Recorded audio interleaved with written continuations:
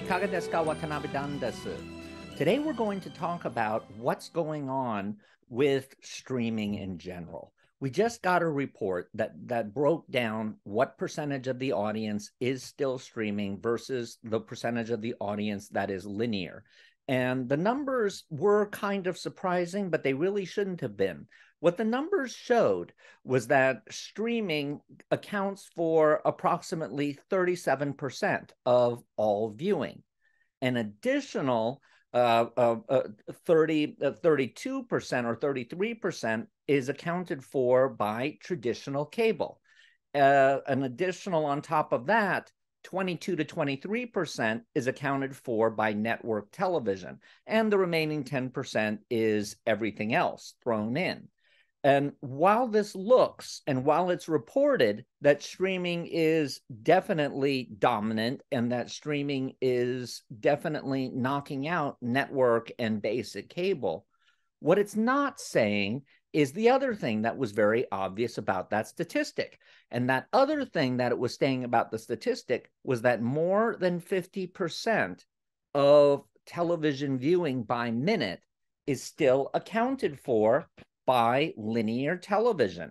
And that linear television is made up of network, which is only 5 networks.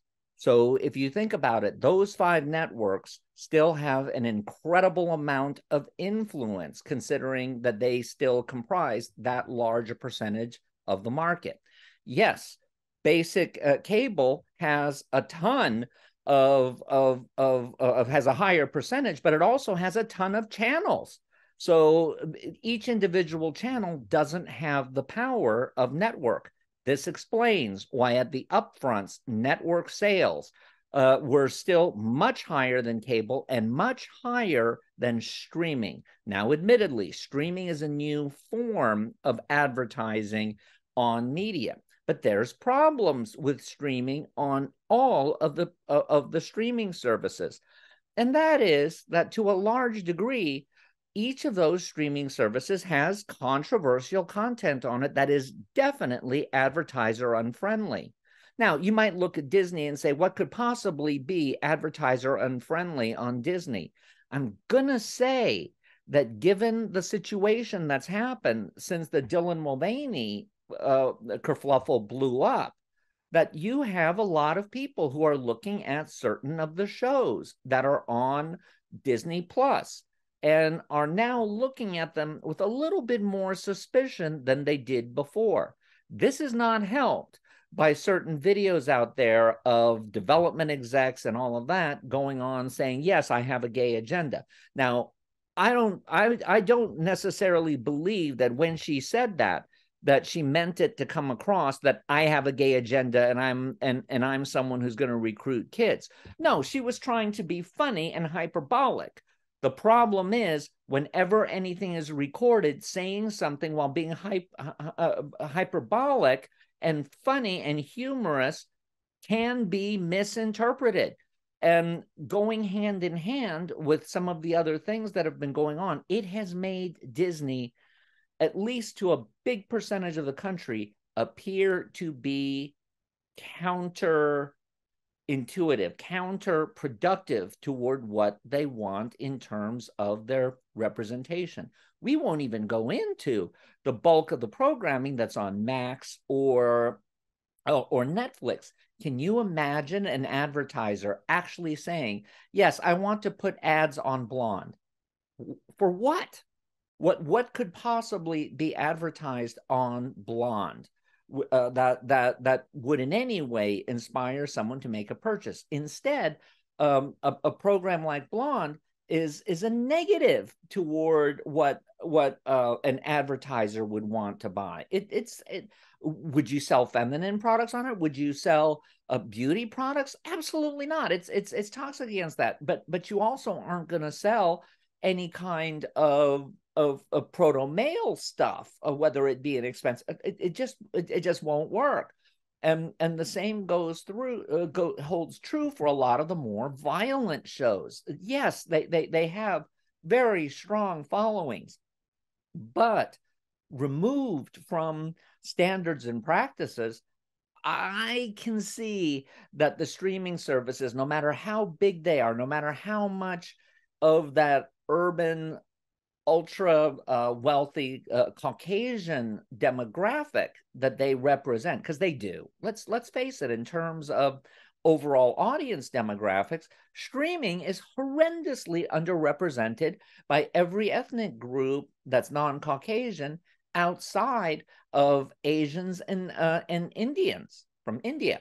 You're dealing with very much a deficit in that, while network and traditional cable, which puts a lie to the notion that well, if streaming isn't doing well, then certainly basic cable isn't going to be doing any better, because basic cable costs so much. Not true.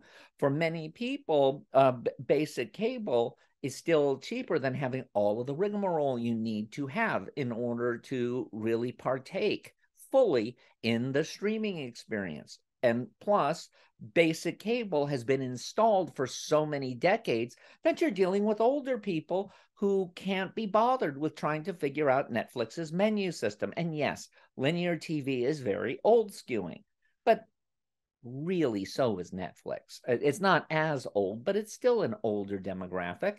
So we're seeing a disconnect there, because for linear television in all of its forms, approximately 45% of the audience is non-Caucasian. So once again, you have much more representation that's coming out of that group.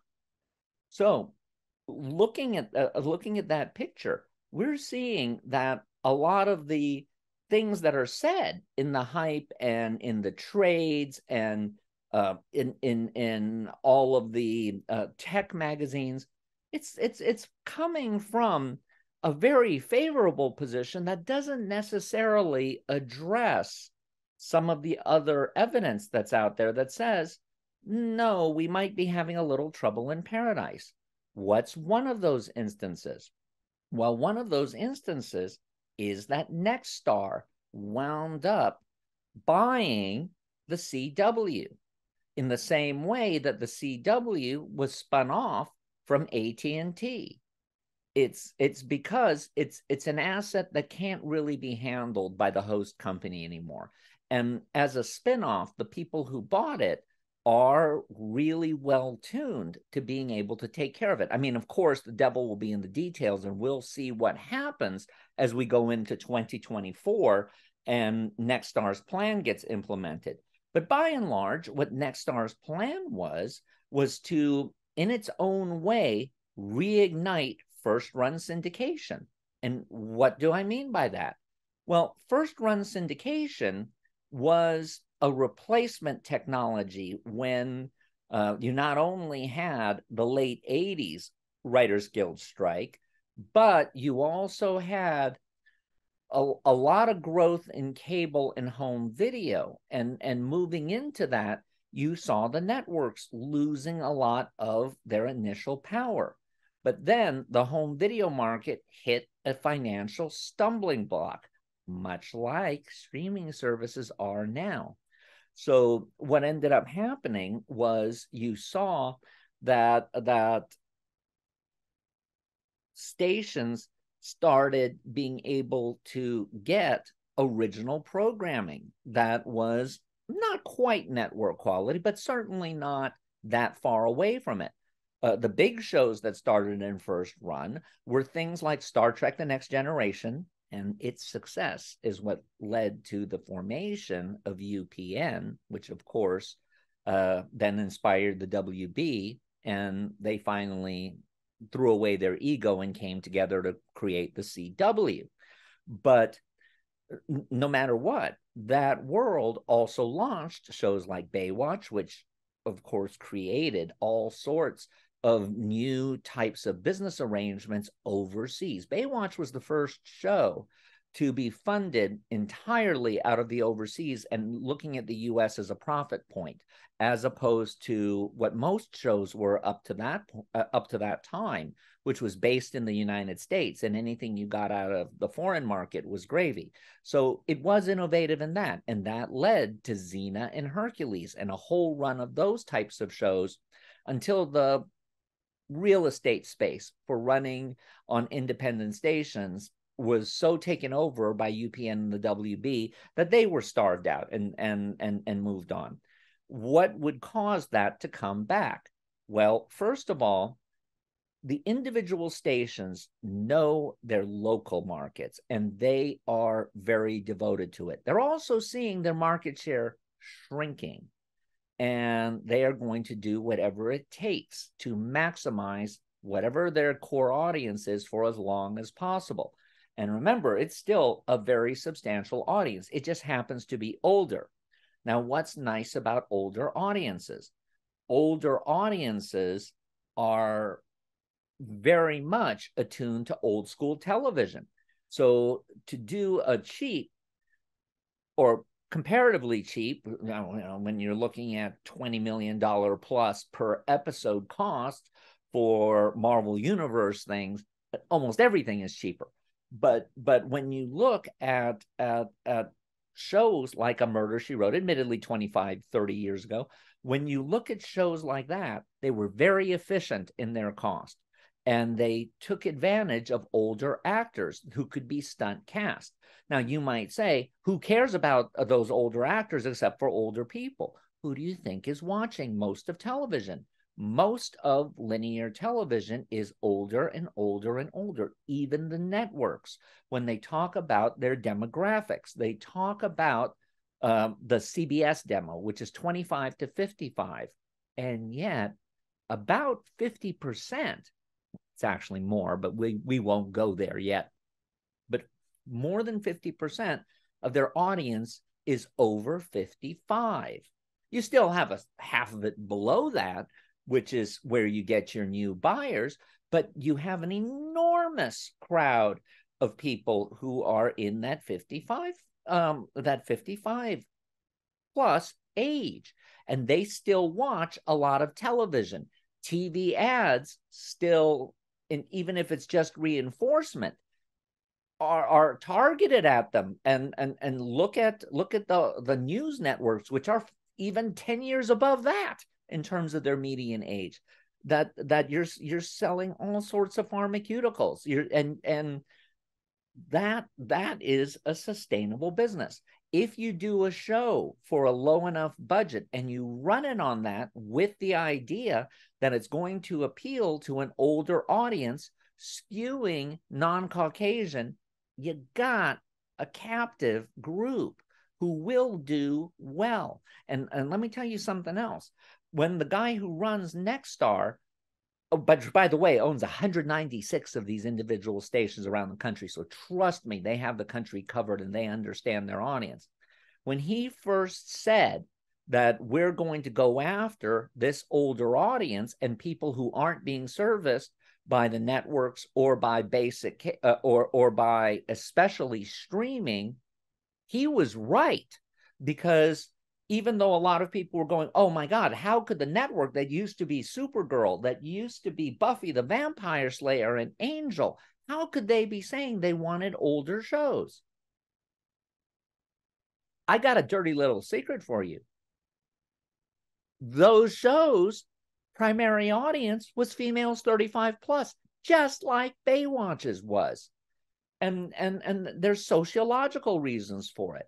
First of all, in your 20s and 30s, you are just too busy getting your life together, starting your family, starting your business, figuring it out, what you want to do in the world, to really devote yourself to television.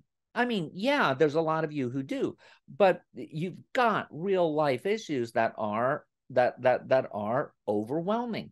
When you become in your mid-30s, if you had kids at the typical age that most Americans used to have kids, and basically big chunks of the country still do in your early 20s, When you get into your mid 30s, those kids are in high school. And as we all know, once a kid's in high school, they want nothing to do with mom and dad.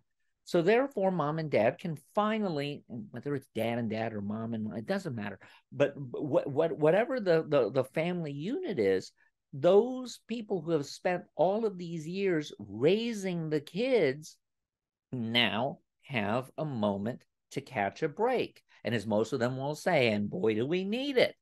And so that's when that core viewing of television starts, and it continues.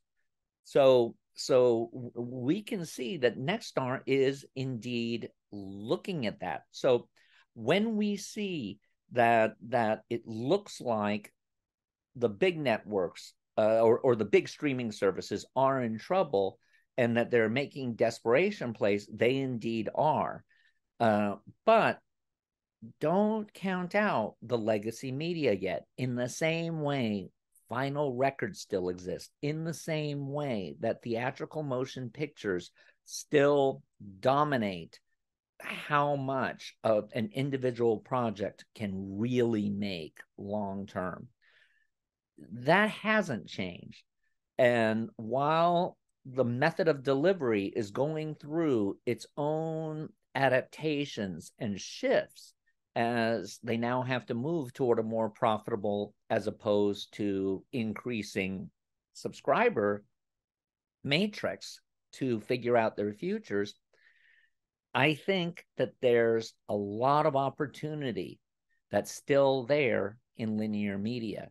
And I'm not playing Pollyanna here. I'm not saying that streaming isn't a hegemon, that streaming isn't vitally important.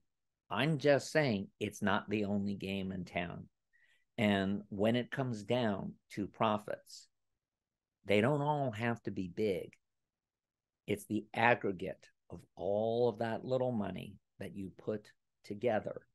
And I believe that through what Nexstar is doing, if this works, and I have no reason to think it won't, if this works and they can start more narrowcasting into an America-specific audience and into the kind of more simple shows that the streaming services really don't want to do because they don't have enough bling, but yet they still maintain their audiences.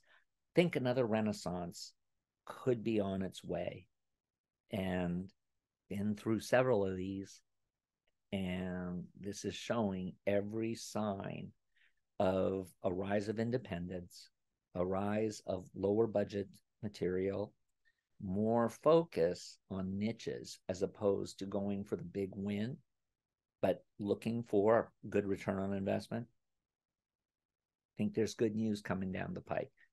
Not saying it's not going to be rough for a while, because it will be, but I am seeing that the industry will recover from the past couple of years. And I think we're looking at good times down the road.